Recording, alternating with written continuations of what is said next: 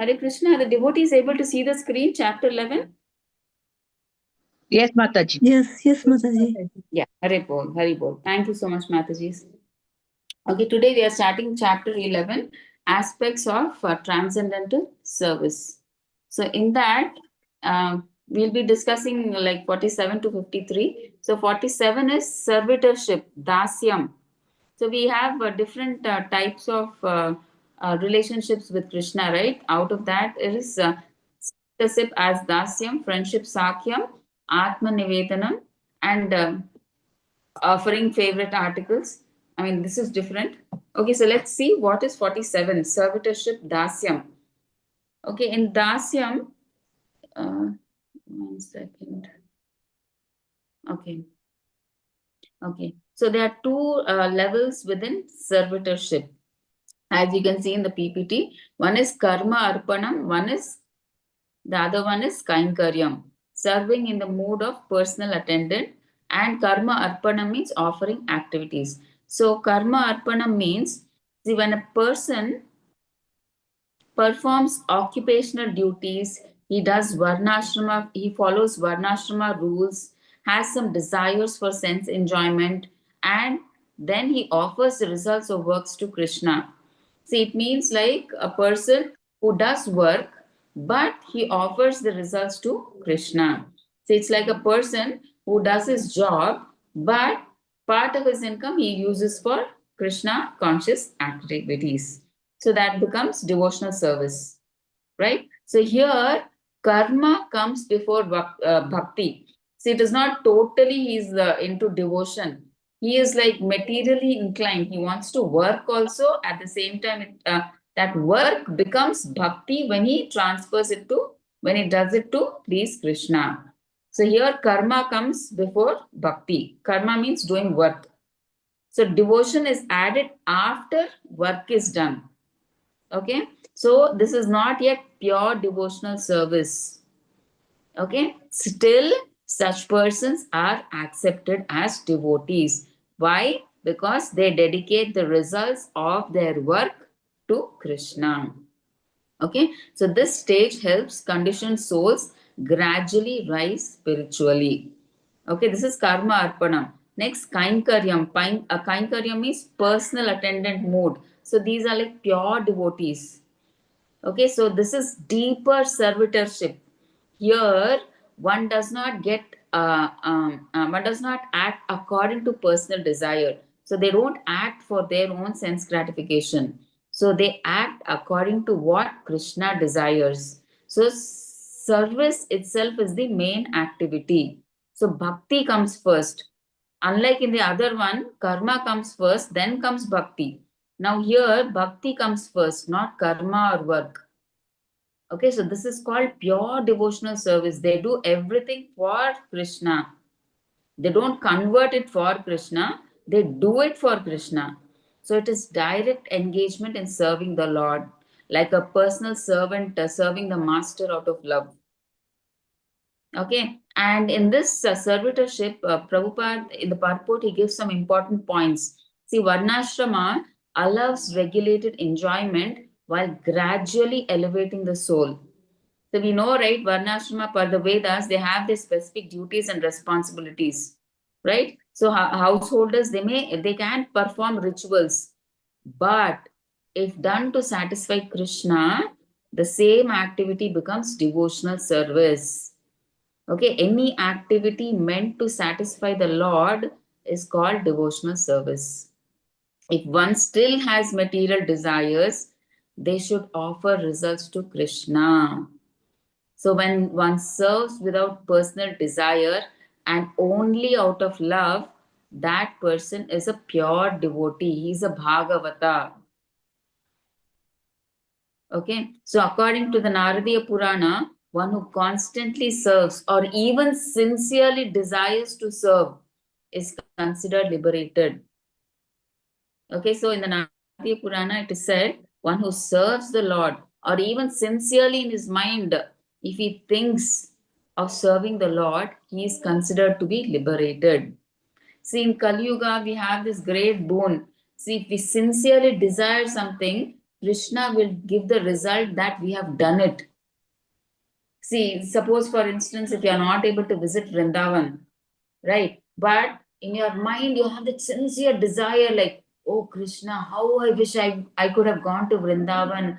Oh, I would have visited the Radha Madan Mohan temple, Radha Govinda temple, Radha, all these temples. If you sincerely you are feeling repentance that, oh, I'm not able to go, you are say that you feel that in your mind when you're saying that to Krishna. Krishna gives the result that you have gone to Vrindavan. He gives the credit. That is the advantage in Kali Yuga. If you just desire sincerely, not just for the sake of saying that, oh, how I wish I would have gone to Vrindavan. Not just like that, out of just because all of us now know that if we sincerely desire, not just out of just lip talk, but sincere desire, sincerely, because Krishna knows that desires as Paramatma, right? So if we sincerely say, that result will be given as if you have visited Vrindavan. Okay, the same thing is being mentioned here. Okay, so even if you just sincerely desire to serve the Lord in the mind, he is considered to be liberated. Okay, so karma arpanam means what? You offer the results of your work to Krishna. So he is considered a devotee. But Kainkaryam means what? Totally he gives himself, he himself gives him in the service of Krishna. So he is called a pure devotee. So Kainkaryam means pure devotee. Karma Arpana means he is a devotee. So Karma Arpana means what? One serves the Lord with duty. Okay, he does work and he offers the results to Krishna. Kainkaryam means what? He serves out of love. So he is a pure devotee. Okay. So, person who is constantly engaged in devotional service by his body, mind, and words, or even a person who is not practically engaged, but is simply, that's what I'm saying, right? Who simply desires to be so, is considered to be liberated. Okay, just if you think in your mind that I want to serve the Lord sincerely, you are considered liberated. Okay, so let's go to 48 is friendship, sakyam, devotional service and friendship. So, please stop me in any case if you have not understood anything, then and there we'll try to sort it out. Okay. Thank you so much. Devotional service in friendship, sakyam. So, the friendship can be also divided into two categories. Okay, the first one is acting as a confidential servant, okay, and acting as a well-wisher of the Lord, and acting as a confidential servant. So in this type of friendship, the devotee has strong faith in devotional service. He follows rules and regulations steadily. He is confident that by serving Krishna, he will reach spiritual perfection. So his service becomes personal and intimate. As faith becomes firm, devotion becomes confidential. So it is no longer just practice, it becomes relationship. See, we do seva just out of duty or something, just because we have to do. But these confidential servants, they don't do it out of as a matter of duty. Now they have developed that relationship. See, how do we do, like when there is a mother and a child relationship going on, it is not out of duty, but she does it out of love, right? For the children, for the child, she prepared some special items, snacks and lunch and everything she prepares, right? That is not out of duty, she does that out of love, because there's that relationship. So like that confidential servant also, he doesn't do it. They see, we all are sadhakas, we will do it out of duty, right? But those pure devotees, confidential servants, they do it out of love. They have developed that relationship with Krishna. So it is not no longer like as if they have to do it out of duty or practice, nothing like that. So they do it out of love. It is come out of that relationship they have formed from that. Okay, so this is confidential servant, friendship as a confidential servant. So next one, second is acting as a well-wisher of the Lord. So here the devotee works for Krishna's mission. So he's a well-wisher for of the Lord. So he works for Krishna's mission. So in Bhagavad Gita, Krishna says that one who preaches his message is most dear to him. A preacher is considered the Lord's very dear friend. Why? Because he spreads Krishna's confidential knowledge. So always that preacher will be thinking, oh, how can I help? How can I help these people by giving Krishna's message? How can I spread Krishna's message here and to everybody? He'll be always thinking that. How can I bring them to Krishna consciousness? Right? So this is friendship through service to please Krishna for Krishna's purpose. Okay, so example of this acting as a well-wisher of the Lord is example you can take as Draupadi's friendship. So in the Mahabharata, we know Draupadi remembered Krishna's promise that his devotee will never be destroyed. So even in severe suffering, she did not lose faith. Why? Because she trusted Krishna as her friend. Okay, so even when difficulties were there, her faith was not shaken. She knew that ultimately Krishna would protect. Okay, that steady confidence is devotional friendship. Okay, now in this confidential friendship, I mean, like confidential friendship, there are again two categories. Okay, one is first class devotee and one is spontaneous friendship. And first class devotee, all of you know, in Srimad Bhagavatam, it is said that one who never deviates from service to the Lord's lotus feet means he's like a pure Bhagavata. Okay, who believes in nothing. I mean, he just, his main intention is to serve the Lord, please the Lord. Okay, 24 hours he's thinking about the Lord. Okay, he is a first class devotee. He does not desire anything for himself. He's just interested. He's thinking about the Lord, how to please the Lord, what more better can I do so that the Lord gets pleased. So he is a first class devotee. And the second classification in confidential friendship again is spontaneous friendship, that is Raganuga. So sometimes a pure devotee behaves very freely with the Lord, like a close friend. See, for example, he can even lie down in the temple out of deep affection. See, normally this is not allowed by rules when, when nobody is allowed to sleep in the temple, right? But when pure devotees, out of spontaneous love, they don't follow, they don't have any rules and regulations. Okay, so because they are in devotional service and friendship at this stage, only natural love flows between the devotee and Krishna. So there is no rule based practice here. Okay, it's only natural love, natural pure love that flows between Krishna and the devotee. So no, we can't say that we can't put any rules on such a pure devotee or a pure Bhagavata, right? So that kind of devotees are allowed to stay. Generally, you're not allowed to sleep in the temple premises in front of the deity. But such devotees, pure devotees, they are not under any rules and restrictions. They can lie down in the temple.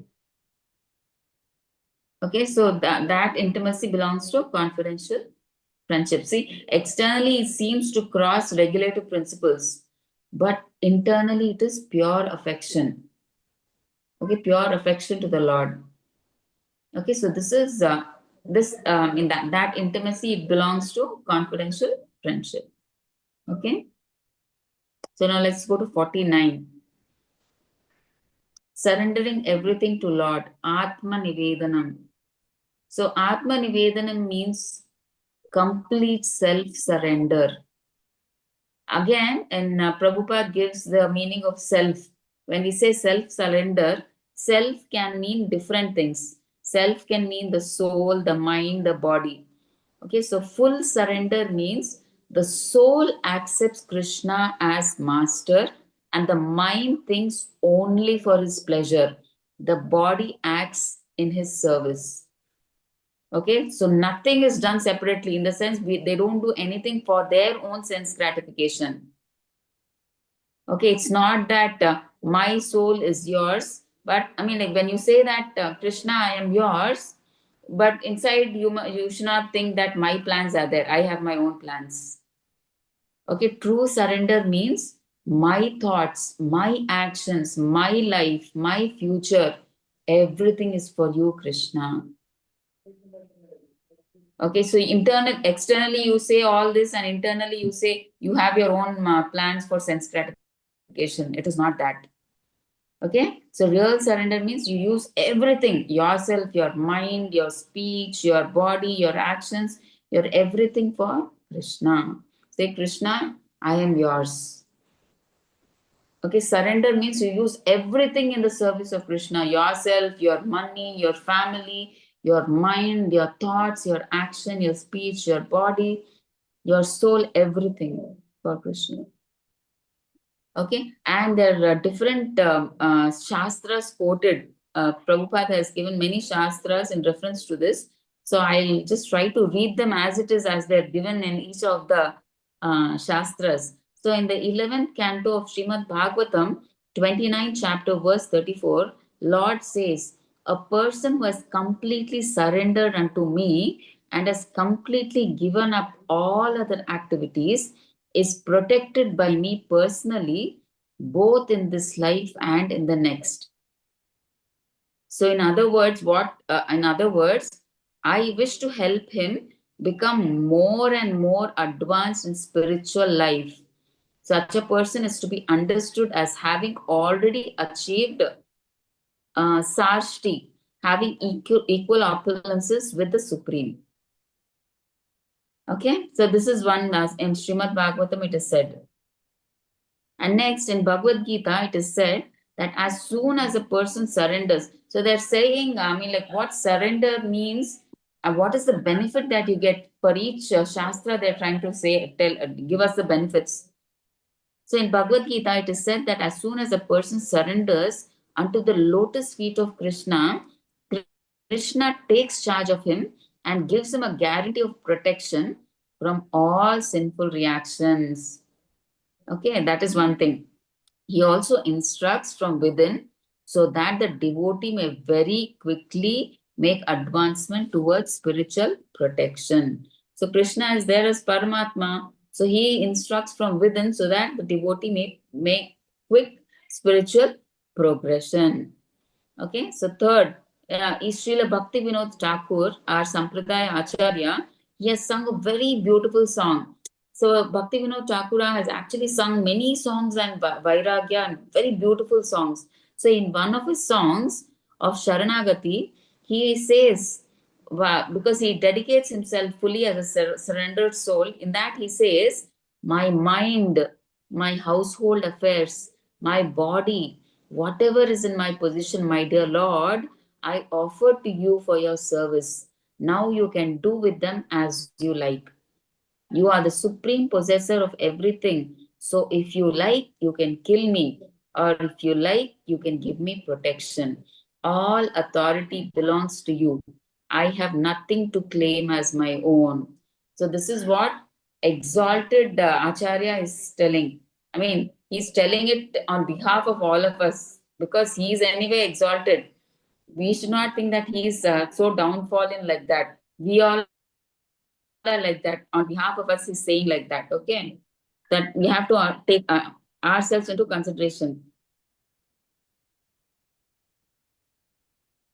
Okay, see how self-surrendered he is. Like he's saying that you take everything. You take my family. You take myself. You take everything, whatever I have in my position, and use it in your service. Now you can kill me, or you can even protect me. It's everything is up to you. But what do we do generally when we go to God? We only want good things. We don't want anything bad. But pure devotees, see, they're surrendered, self-surrender. You can kill me also, it doesn't matter. You can protect me or kill me, do whatever you want. It's up to you, Krishna. That is their level of surrender. If we get a small pain, we complain to Krishna. What is this, Krishna? I've done so much for you, and you are giving me so much pain. I've chanted from 30 years, I'm doing devotional service. Why are you giving me so much pain? We complain. But pure devotees never complain. They've gone to the extent that they're saying that you will kill me also. That's okay. Okay. And again, one more. Sri Yamunacharya, in his prayers to the Lord, he says, "My dear Lord, I may be living within some body as a human being or as a demigod, but whatever mode of life, I do not mind, because these bodies are simply byproducts of the three modes of material nature. And I, who am in possession of these bodies, am surrendering myself unto you." So he's saying that this body is only external. So I am surrendering myself. So please use me in your service. Okay, so please use my mind, body, intelligence, everything in your service. So self surrender. Again in Hari Bhakti Viveka, one more Shastra, a devotee says, "My dear Lord, as a souled animal has no need to think about his maintenance and sustenance. So, because I have given up my body and soul unto you, I am no longer concerned with my maintenance and sustenance." Okay, see, now we have sold an animal to the slaughterhouse. It has nothing under its control. The whole control is in the hands of that butcher. So, like that, he's saying that now I have given up my body and soul to you. So, Krishna is like a butcher. I mean, it doesn't mean he's slaughter us. I'm just comparing. Okay, so he's saying, "I've given my body, soul, mind, everything to you. So now you are in control. It's up to you. You can use me as a puppet in your service. Let do whatever you want. I'm totally surrendered to you. You can use me however you want." So even I mean, like up to I'm not concerned with my maintenance and sustenance. Okay, so you just I mean, like I'm yours. You do whatever you want with me. Okay, so in other words, means one should not bother about his personal or family maintenance or sustenance. If one is actually surrendered in body and soul, he should always remember that his only concern is to be engaged in the service of the Lord. So they're trying to say that if you're really a self surrendered soul, you should not worry about, oh, okay, if I continuously do bhakti, where will I get food? Where will I get a place to live? So you should not be bothered about that. If you're really surrendered to the Lord and you have the confidence that Krishna will protect you, definitely He will protect you, right? You should have that confidence. But if you don't have that confidence, that means you're not totally surrendered. Okay? If you're surrendered, you don't bother about your family protection or family maintenance or sustenance or anything. Krishna will take care. You have to have that confidence. Otherwise, there's no concept of surrender there. Okay. And Rupa Goswami, he says that these two processes are especially difficult. What? Devotional service in friendship, that is Sakyam, and devotional service in complete self surrender, Atma Nivedanam. So, why are these two difficult? Because both require total internal transformation. So generally, these two are very difficult to follow: friendship and Atma Nivedanam. Okay, why? Because you need to transform yourself totally internally. The transformation has to take place. Then only can you be a friend or can you do total self surrender. So, friendship with the Lord, to be a true friend of Krishna means what? You should have no fear, no selfish motive, and you should have full trust. That deep intimacy should be there, that strong faith should be there. Okay, so you should be fearless. You should have confidence in the Lord. So very few people reach this depth. Okay, so that's why friendship with the Lord is very difficult. And next, complete self surrender, Atma Nivedanam, means what? You give up your desires, your sense pleasure, or you give up. So you accept the Lord's will in all circumstances, depend entirely on Him. It's not partial surrender, not conditional surrender, it is complete surrender. Okay, the Lord's desire becomes one's own desire. Okay, so nothing of our this thing. Everything is whatever Krishna says, that is what the person does. So complete surrender, depending totally on Krishna. Why is this rare? Why are these rare? Because many people, the people they say, I surrender to Krishna, but inside they keep personal plans, right? They think in their mind, oh, okay, I am depending on Krishna, but in case Krishna doesn't help, I'll make plan A. Then if the plan A fails, I'll make plan B. If plan B fails, we'll have three plans like this: plan A, plan B, plan C. But if Krishna is there as Paramatma, he knows everything, right? Is that called surrender then? No, right? Krishna says, oh, you are not confident that I will help. Okay, then you made your own plans. So you um, do according to your plans only then. So Krishna doesn't take charge that time. When you don't make any plans, Krishna makes your plan, and that is the best plan. Okay?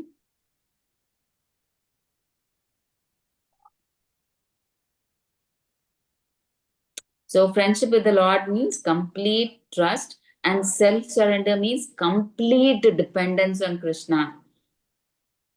So both require giving oneself entirely to the will of Krishna. So that is why such relationships are rarely seen. Generally, we can see them in highly advanced devotees. Okay.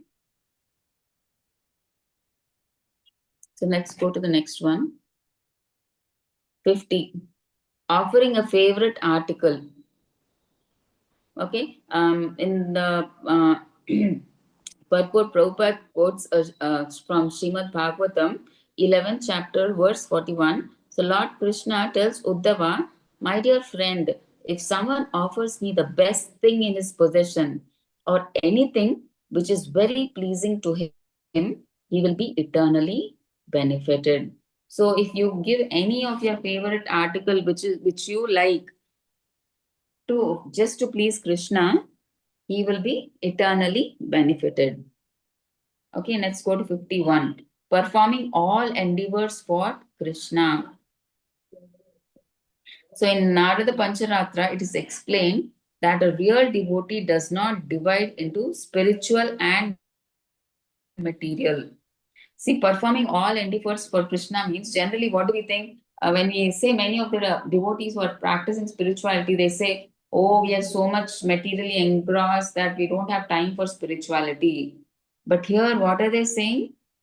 Narada Pancharatra is saying that for a real devotee, there is nothing as spiritual and material. There are no two things for him.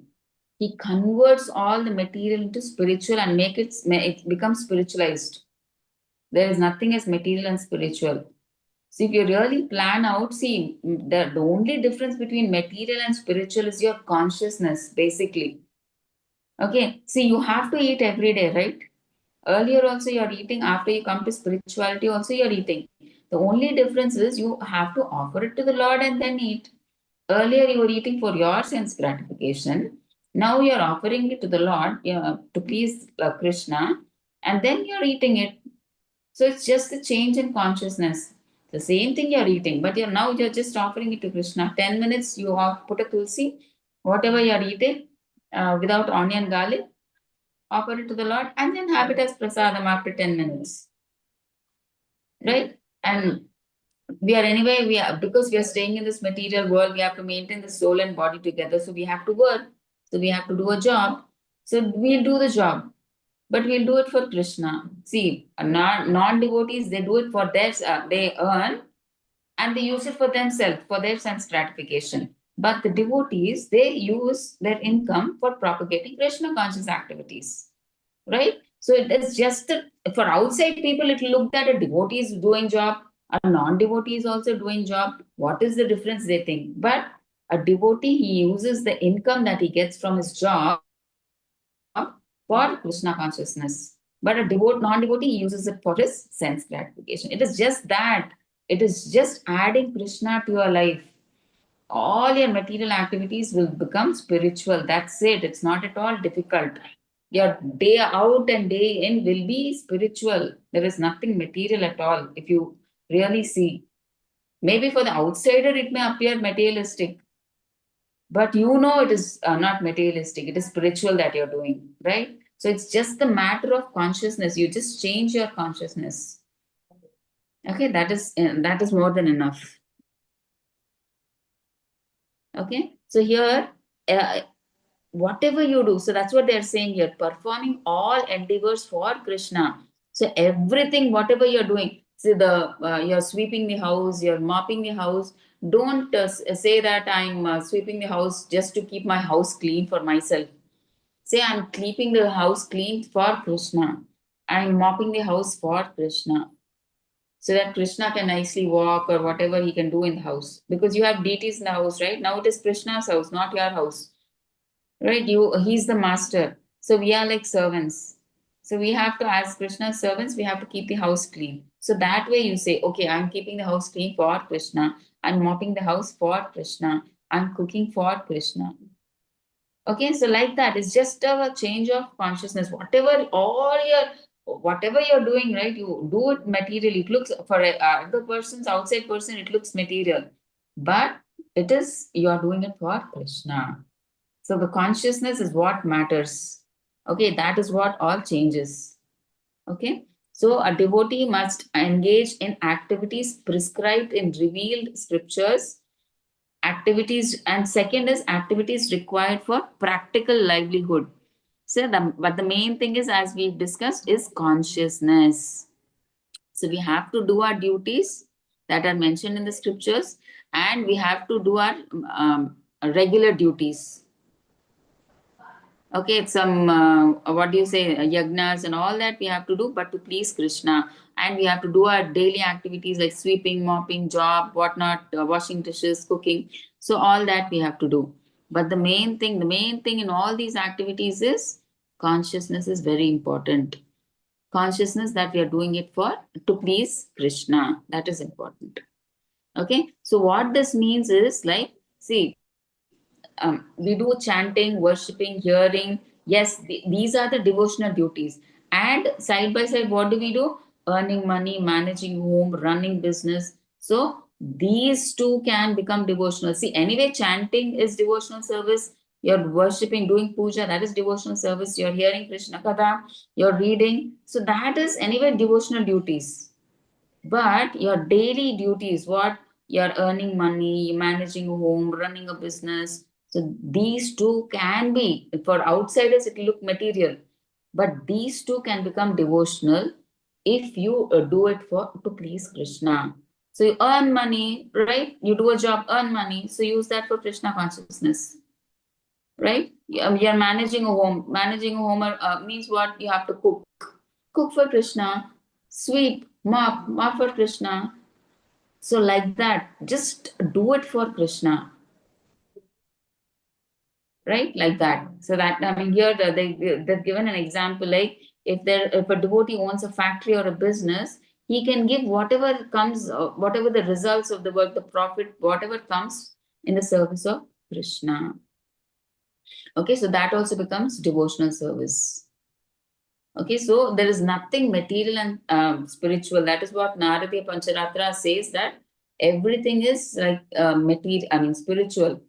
Convert your material activities by adding Krishna to your consciousness, it becomes spiritual. So there is nothing, please don't think there is nothing, there is something material, something spiritual. No, your material activities can be converted into spiritual by just adding Krishna to your life. That's it. It's so easy. Okay. So, important principle that we have to understand is, so devotional life does not mean rejecting responsibilities. So we have to do our responsibilities. It means we have to spiritualize our responsibilities. Okay, the same action can become karma if you do it for your personal sense gratification, for your personal enjoyment if you do, but it becomes bhakti if it is done for Krishna's satisfaction.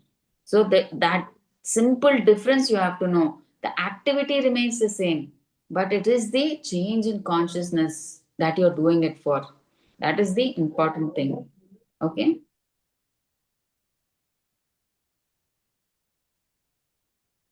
Okay. So next 52. Being a surrendered soul, Sharanagati. So In Hari Bhakti Vilas, it is said, a person who truly surrenders to the Lord firmly believes, I am yours. Okay, one who truly surrenders, he says that, Krishna, I am yours. And he acts according to that belief. Okay, and so he serves with his body, mind, and words. Okay, such a person, he can taste transcendental bliss. So if you really surrender and you do service with body, mind, and words, okay, he can taste transcendental bliss, the real happiness he can experience. Okay, I mean, and the surrender is also not, it's not lip words. Okay, you should not, it's not that you say, I belong to God, and then you do whatever you want comes to your mind. Okay, it is when you say that I belong to God, you have to act that way. Like you have to think for Him, you have to act for Krishna, you have to serve Krishna. Just not saying that, okay, Krishna, I belong to you, and then you do your personal sense gratification. That is not true surrender. When you say, I belong to you, Krishna, you do everything. You think for Krishna, you act for Krishna, you serve, your whole life is for Krishna. When you do your service like that, you think of Krishna like that, you act for Krishna like that, then happiness comes naturally. Okay, and in Narsimha Purana, I think, 1 second.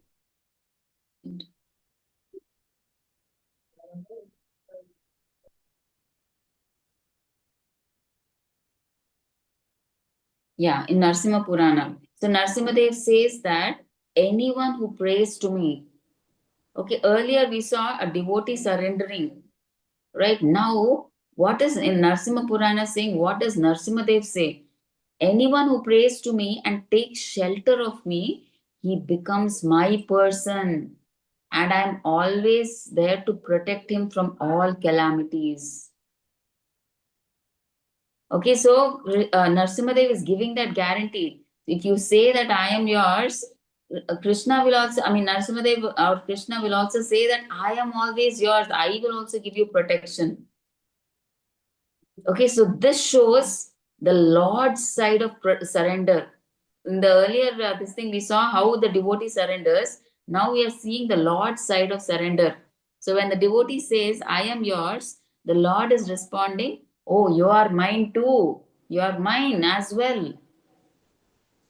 Okay, and when someone belongs to the Lord, obviously the Lord gives him complete protection. He takes personal responsibility of such a devotee.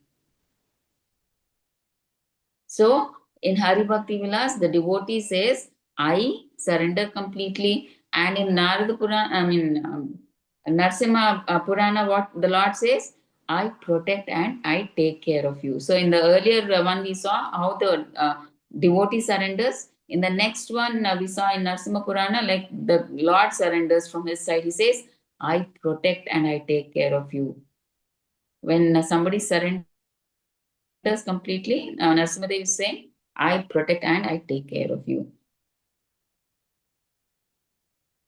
Okay, so there is this mutual understanding between the devotee and Bhagavan, Krishna, right? So that faith, that shelter, that dependence on God, then obviously God will give himself to you. It's his duty to protect you, take care of you, do everything for you. Okay. So self-surrender means thinking, acting, and living as the Lord's servant. So when a devotee truly takes shelter, the Lord personally takes charge. Okay. So 53, serving Tulsi. Okay. So in the Skanda Purana, there is a statement praising the Tulsi tree as follows. So let me offer my respectful obeisances unto the Tulsi tree, which can immediately vanquish volumes of sinful activities. Just see the glories of Tulsi Maharani, okay? Let me offer my respectful obeisances. That's why in the Mangalarti morning and evening we do Dandavat Pranam to Tulsi Maharani. I mean, we do Tulsi Aarti, Puja, everything. Okay, twice morning and evening. So let me offer my respectful obeisances unto the Tulsi tree, which can immediately vanquish volumes of sinful activities. See, just by offering Dandavat to the Tulsi Maharani, all your sinful, just offering Dandavat, your sinful activities are gone. And what else? Simply by seeing or touching this tree, just seeing or touching. Okay, wherever there is a Tulsi plant, if you just see it or you just touch it, one can become relieved from all distresses and diseases. And simply by offering obeisances and pouring water on the Tulsi tree, what will happen? One can become freed from the fear of being sent to the court of Yamaraj, the king of death who punishes the sinful. Okay. If someone sows a Tulsi tree somewhere, certainly he becomes devoted to Lord Krishna. And when the Tulsi leaves are offered in devotion at the lotus feet of Krishna, there is the full development of love of Godhead. So that's why, right, we offer Tulsi manjaris, Tulsi leaves, especially, I mean, like it's good if you offer, if you can offer it every day, but especially in the month of Kartik or Damodara, Ujavrata month, it's considered highly auspicious if you can offer Tulsi during that month of Kartik. Okay, if you can offer it daily, it's well and good. If you have a Tulsi, nice, many Tulsi plants you have, Krishna, in fact, more than any flower, he likes the Tulsi manjaris. If manjaris are not there, at least Tulsi leaves can be offered, right? He likes them very much.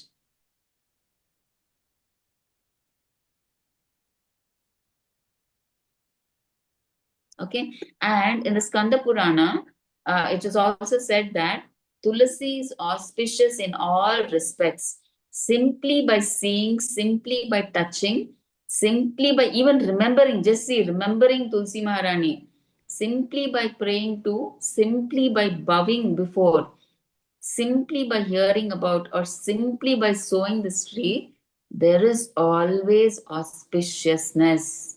See, even thinking, remembering about Tulsi Maharani itself. See, what a blessing, right? It gives always auspiciousness. So anyone who comes in touch with a Tulasi tree in the above mentioned ways lives eternally in the Vaikuntha world. See how fortunate, just even remembering or just even thinking, just touching a Tulsi leaf or just offering obeisances, simple things, right? It's like we will stay eternally in Vaikuntha. We can escape Yamadeva, Yamraj, and we can stay in the Vaikuntha planets. Okay. So let's go to chapter 12.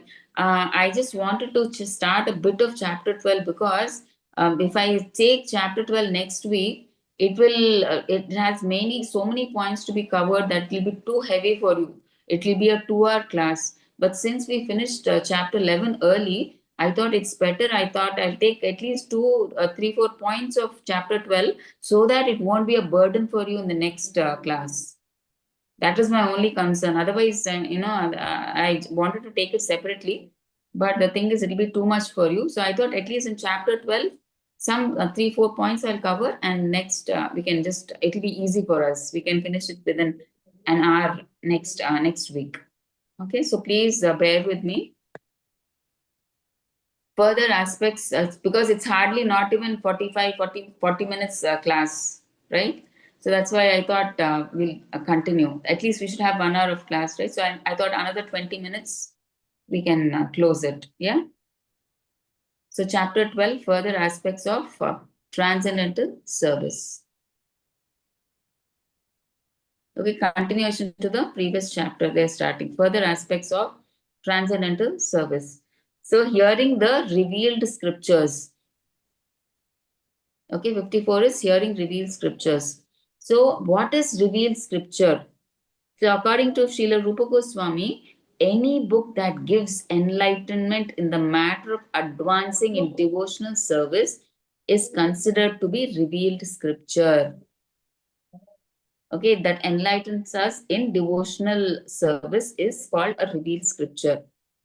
Okay, so in Skanda Purana, it is said a person see the benefits. What happens if you read literature, devotional literature or Vaishnava literature? A person in Skanda Purana, it is said a person who regularly reads literature about Vaishnava devotional service becomes glorious in human society. And what is, and most importantly, Krishna becomes pleased with that person. So be aware now.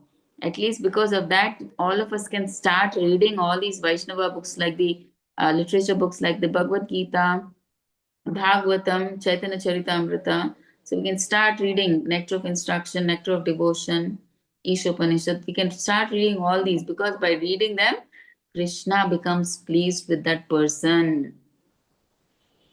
Okay, if you want Krishna to be pleased, please start reading books, Prabhupada books. Because what happens when you're reading nourishes devotion. Because the more you're reading, it keeps your mind connected to Krishna's name, qualities, form, teachings, and his pastimes. So it is like smaran for us. It helps us remember. The more we read, more we hear, the more we remember, right? So that's why, that is one reason why we have to read and hear, so that we can have remembrance, smaran of Krishna. So one who carefully keeps these books at home.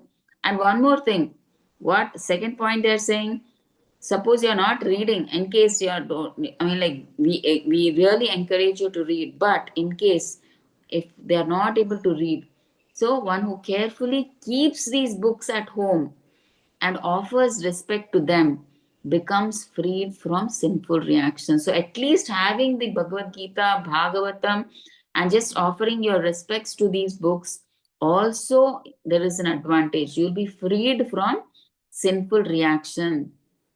Okay, so such a person becomes spiritually elevated, and such people are honored even by the demigods.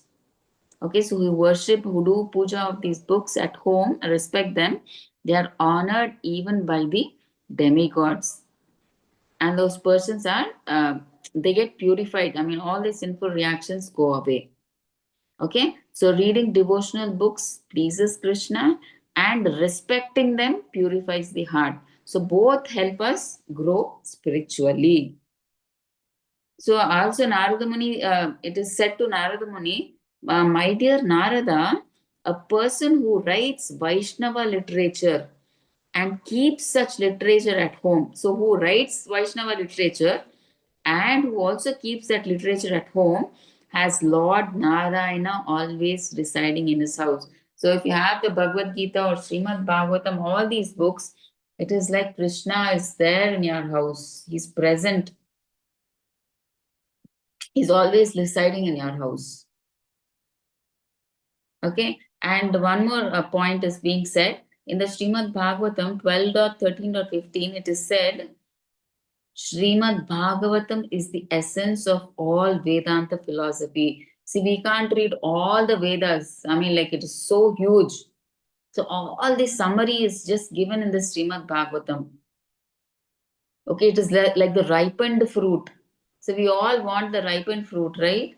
The essence, that sweet fruit we want. So Srimad Bhagavatam is like that. It's the essence of all the Vedas. So a person who becomes truly attached to reading it, reading the Srimad Bhagavatam, loses interest in ordinary literature. Okay, so he will not have interest to read all the mundane books, like all the fiction books. He will not feel like reading all those novels or magazines or newspapers. All this, he will have no more interest. Okay, after he gets that spiritual taste of reading the Bhagavatam, all these literatures become, he doesn't even look at them. It no longer satisfies his heart. Okay, so next we go to 55, residing in Mathura. Okay, so in the Varaha Purana, Lord Varaha tells any person who becomes attracted to places other than Mathura will certainly be captivated by the illusory energy.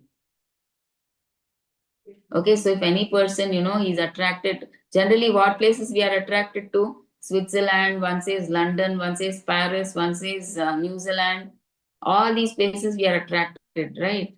So we'll be captivated by the illusory energy or Maya, right? But if you are attracted to Mathura, we go back to Krishna.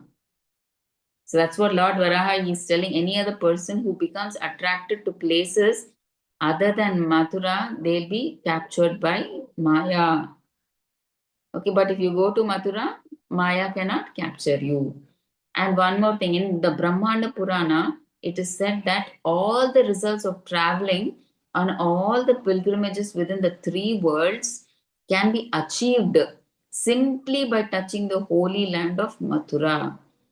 So the effect of traveling all the pilgrimages within three worlds can be had just by touching the holy land of Mathura. Just by touching that holy land of Mathura, you can have, it's like you have covered all the pilgrimage places of the three worlds. Okay. And in many Shastras, it is said that simply by hearing, remembering, glorifying, desiring, seeing, or touching the land of Mathura, one can achieve all desires. Like earlier we said, right, in Kali Yuga, we have this boon. If we have a sincere desire to see Mathura, Krishna gives the benefit that you've seen it. Okay, so that's what they're saying. If you just simply hear, even hear about Mathura, remember Mathura, glorify it, you desire to go to Mathura, seeing or touching. See how merciful Krishna is. You literally don't have to go. He's saying you remember it, you think about it, or um, you desire to go to that place. You just desire, right? All your desires are like they're fulfilled. Okay, so merciful Krishna is. Okay, so let's go to 56.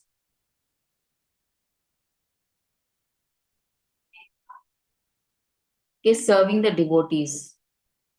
Okay, in the Padma Purana, Lord Shiva tells Parvati, my dear Parvati, there are different methods of worship. And out of all such methods, the worship of the Supreme Person is considered to be the highest. But even higher than the worship of the Lord is the worship of Lord's devotees. See, it is so important that we worship the Lord's devotees. So much importance is given more than worshipping Krishna directly. It's better we worship Krishna's devotees, like our gurus or our senior Vaishnavas. So it's always better to worship them. I mean, that is better. That is what Lord Shiva is telling to Mother Parvati.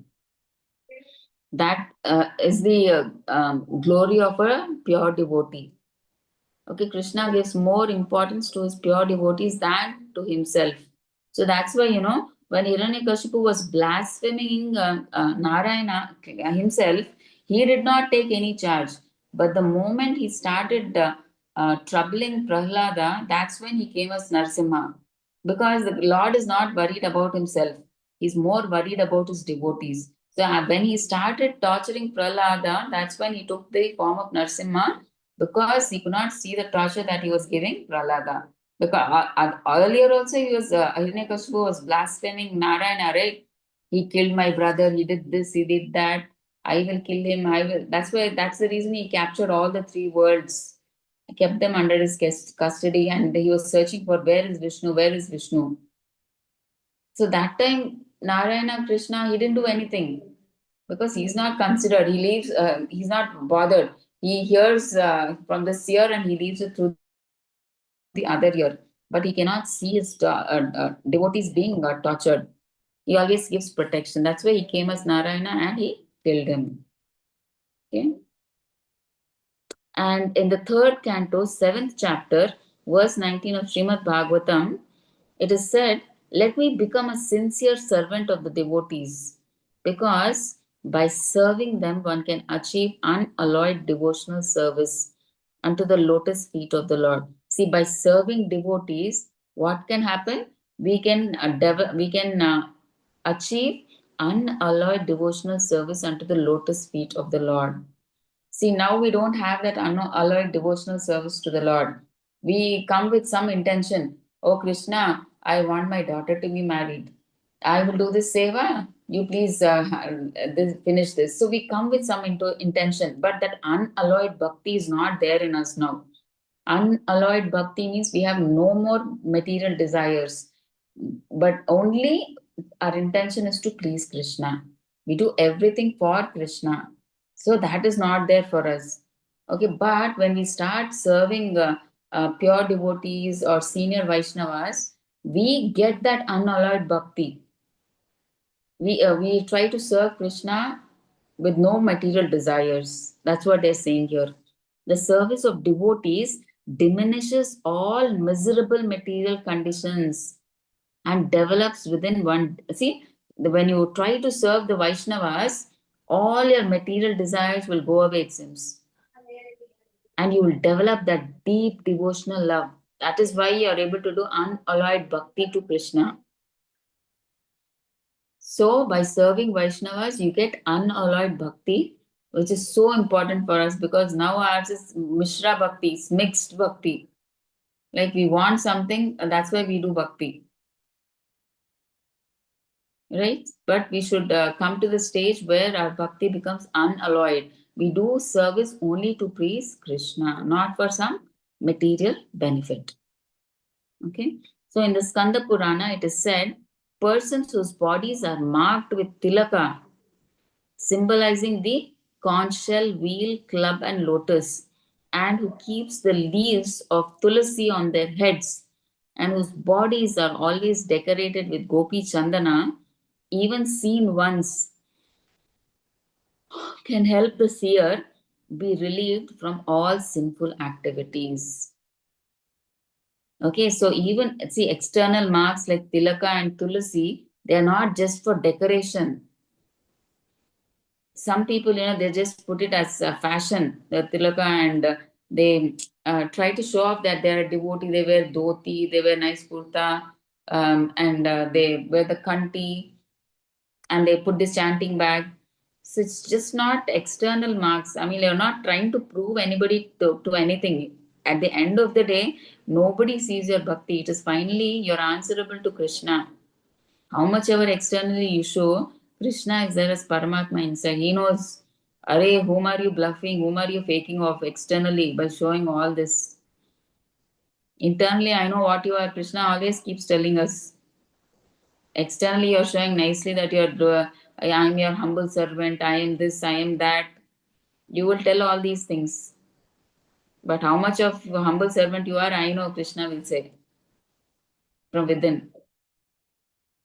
Sometimes we see devotees writing, right? Your humble servant, your dasana das. So Krishna knows how much of a dasanu das you are, right? He's there as Paramatma. He knows how much you are really humbled.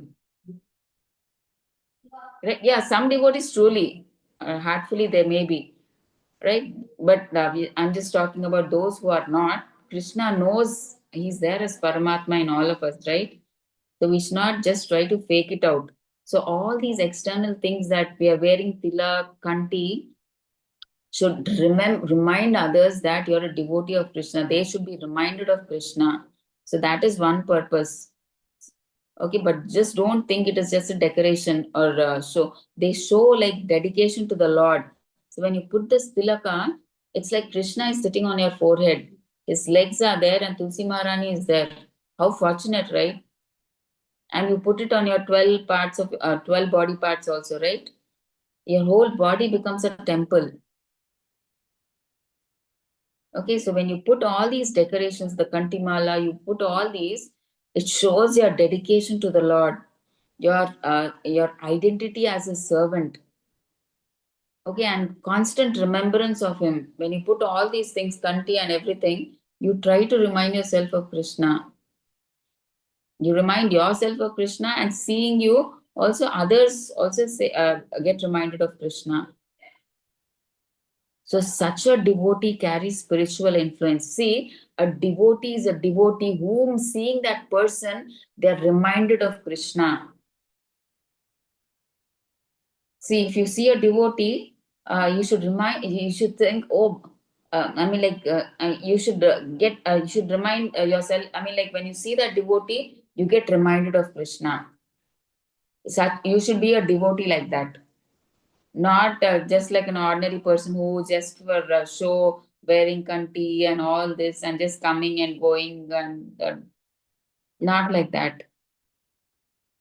Okay, so seeing you, your sincerity in practicing Krishna consciousness, your seva, the way you behave, everything, they should whenever they see a devotee, they should be reminded of Krishna. That is the main thing. That is what is your life is for. Okay, so just don't wear it for fashion or this thing to show externally, because how much ever you show externally, internally you'll feel that gloominess. If you're really not sincere in Krishna consciousness, if you just try to show externally, oh Hare Krishna, you just catch that kanti chanting bag and you wear kanti, you wear tilak, nicely you wear your kurta and everything, pajama. Inside you're not at all happy. Externally you try to show you're happy, but internally you're not happy, then that kind of bhakti is like it's of no use. Okay, bhakti itself means happiness, right? We don't find happiness in this material world. That's why we have come to do devotional service, where we get true happiness. So even after coming to bhakti, if we don't have happiness, then what is the use of doing such kind of bhakti? Right? That's why we should associate with sincere devotees who tell us, who lead us truly to Krishna, who um, like we should search for sincere devotees who help us progress in Krishna consciousness. Not devotees like, I mean, like all are on the path. I totally agree. Everybody is in different stages, like stage one, stage two, stage three, stage four. All of us are patients in a hospital.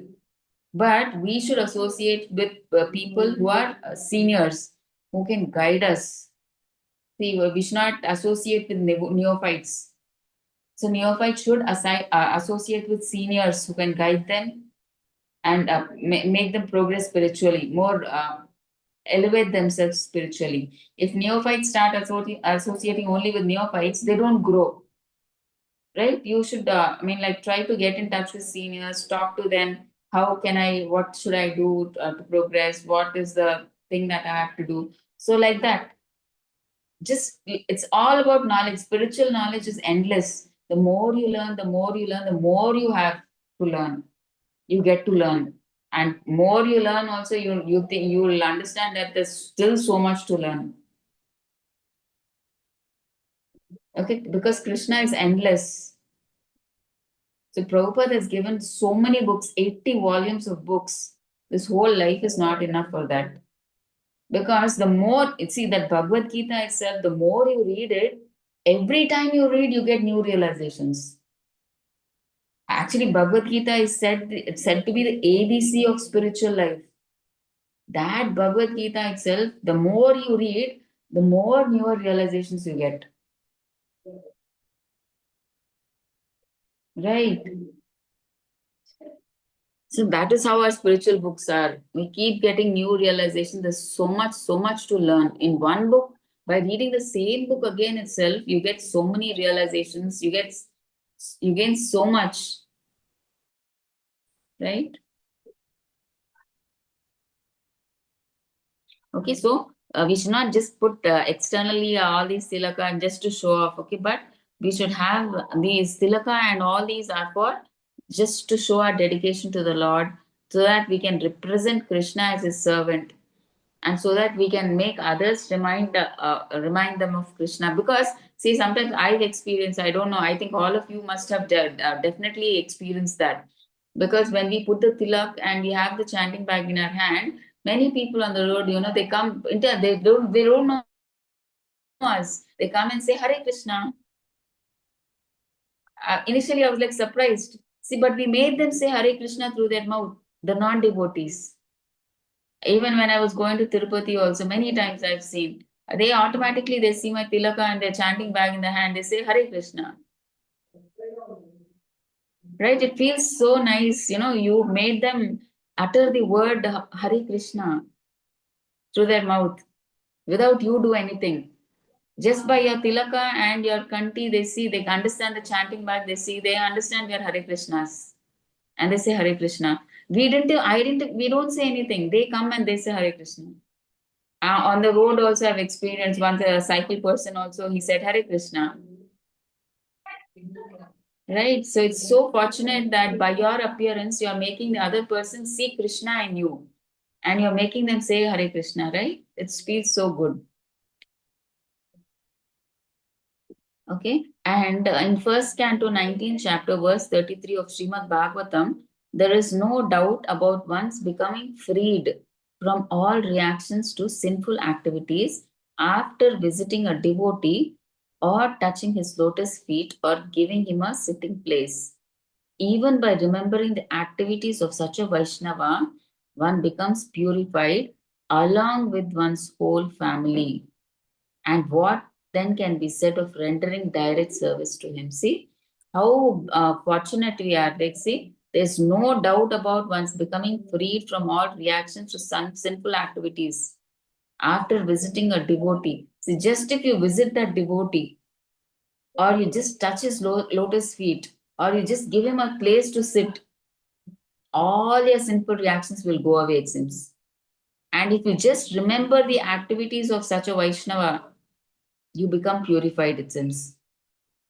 Not only you, your whole family gets purified. And if you, that is just by remembering or seeing him or just making him sit like that. But what if you offer him seva to him? Then what kind of credit we get? It's like they're not even able to say so much credit will be there. Okay, so that is the power of worshipping a devotee, a pure devotee. In the Adi Purana, it is said by Lord Krishna to Arjuna, "My dear Partha, one who claims to be my devotee is not so." Krishna himself is saying in the Adi Purana, so he's telling Arjuna, "My dear Partha, one who claims to be my devotee is not so. Only a person who claims to be the devotee of my devotee is actually my devotee." So Krishna also doesn't like anybody to say that I am Krishna's devotee. He says, I am devotee of Krishna. That's what Krishna likes. Okay.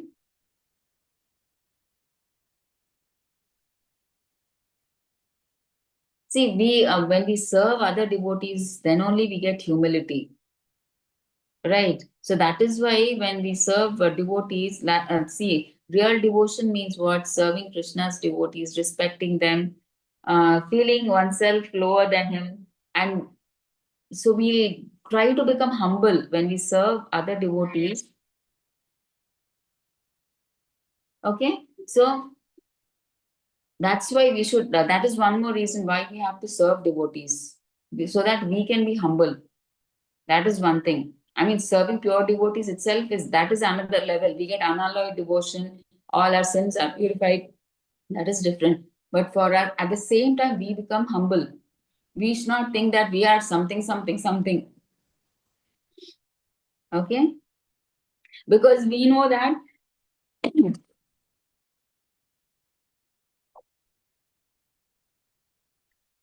see, when we worship Krishna, we know Krishna is a deity, he won't respond to us. So whatever we do, we are okay with Krishna. But when we reciprocate with the other devotees, they respond back.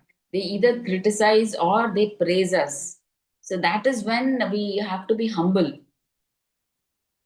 Okay, so that's why Krishna gives this thing that better than worshipping me, it's better you worship my devotee. So that one of the reasons is you try to be humble. Okay.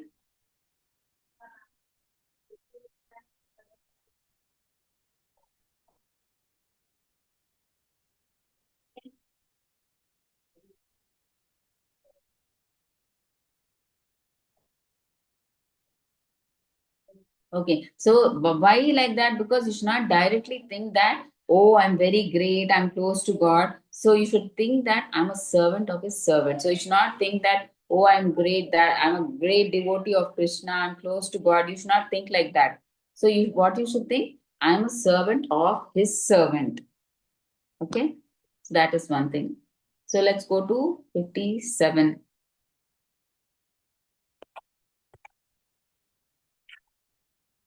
Okay, so 57, serving the Lord according to one's position. In the Padma Purana, it is said that one should perform the ceremonies for the Lord according to one's financial position. Okay, in the Padma Purana, it is said that one should perform the ceremonies for the Lord according to one's financial position. Everyone should for sure observe the different ceremonies and celebrations of the Lord. Okay, so we should try to do all these celebrations of Janmashtami or whatever per our capacity at our home.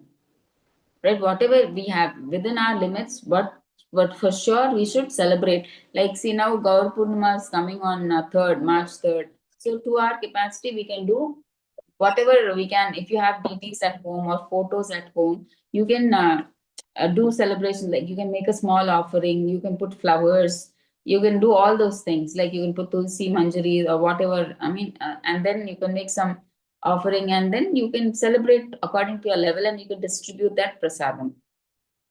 Okay, but we must celebrate to keep the traditions going on. And 58, performing devotional service in Kartika. So generally, Kartik it comes in the month October and November. It is also called the Damodar month because it is especially dear to Krishna in his form as Damodara.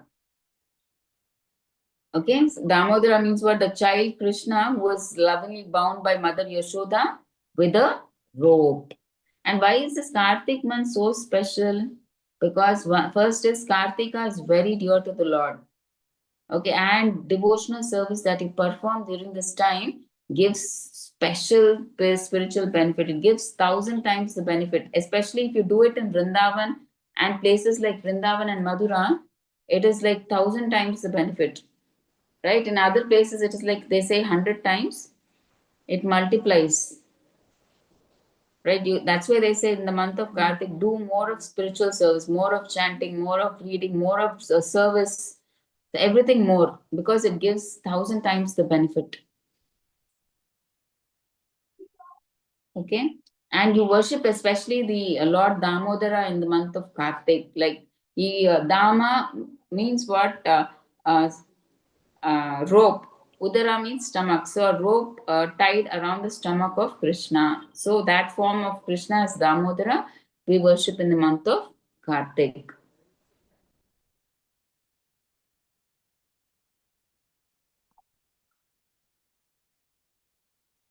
Okay, and what is the result you get by doing this vrata, Kartik vrata?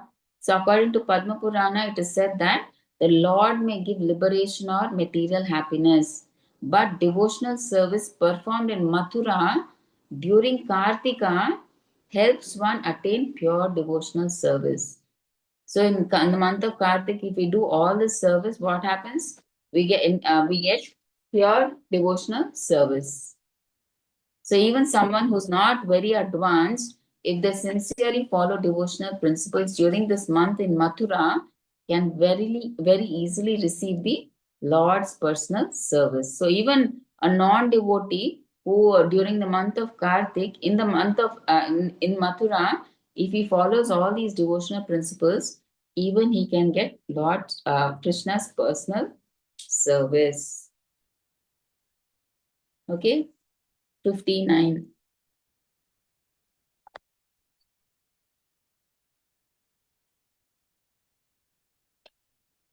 Okay, we'll stop here for or else, yeah. Yes, ma'am. So that next week we start. Next week we have 59, 62, 3 pages we have. I think should be fine.